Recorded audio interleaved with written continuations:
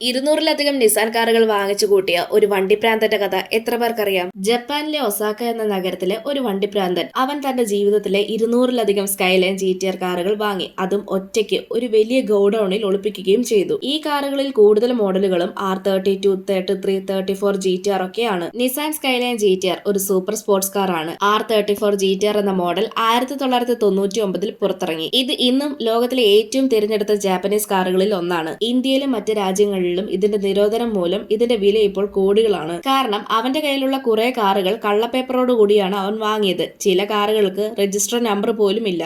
അവനെ കാണുന്ന ആളുകൾക്ക് പോലും അവൻ ഇത്രയും കാറുകൾ ഉണ്ടെന്നുള്ള കാര്യം അറിയില്ലായിരുന്നു. എന്നാൽ അവൻ മരിച്ചതിന് ശേഷമാണ് അവന്റെ ഗോഡൌൺ തുറന്നു നോക്കുന്ന സമയത്ത് ആളുകൾ അവന്റെ ഈ കാർ കളക്ഷൻ കാണുന്നത്. 200-ലധികം GTR കാറുകൾ ഓരോന്നും പുതിയ കാറുകളെ പോലെ ഉണ്ടായിരുന്നു. കൂട്ടത്തിൽ 0 മൈലേജ് ഉള്ള കാറുകളും ഉണ്ടായിരുന്നു. അതിന്റെ അർത്ഥം അവൻ ഒരിക്കലും ഓടിക്കാൻ പറ്റാത്ത കാറുകളായിരുന്നു അവ. ചില കാറുകൾ വളരെ അപൂർവമായ മോഡലുകളായിരുന്നു. അതായത് mid night purple, R34, GTR V-Spec സെക്കൻഡർ. ഇന്നിത് 3 കോടി മുതൽ 4 കോടി വരെ വരുന്ന കാറാണ്. ഇതൊക്കെ കണ്ട ആളുകൾക്ക് വളരെയധികം ആശ്ചര്യം തോന്നി. കാരണം ഇത്രയധികം കാറുകൾ ഒരാൾ ഒറ്റയ്ക്ക് എങ്ങനെ ഒളിപ്പിക്കും? ഇത് എവിടെ നിന്നാണ് വാങ്ങിയത്? ഇത് എന്തിനു വേണ്ടിയാണ് സൂക്ഷിക്കുന്നത്? ഇങ്ങനെ പല പല ചോദ്യങ്ങളാണ് ആളുകളുടെ മനസ്സിലൂടെ പോയത്. നിങ്ങൾക്ക് ഇതുപോലെ ഏറ്റവും ക്രേസ് ഉള്ള കാർ ഏതാണെന്ന് കമന്റ് ചെയ്യ്. ഇതുപോലെയുള്ള കൂടുതൽ വീഡിയോസ് കാണാനായി ചാനൽ സബ്സ്ക്രൈബ് ചെയ്യാനും ഇൻസ്റ്റാഗ്രാമിൽ ഫോളോ ചെയ്യാനും മറക്കല്ല്.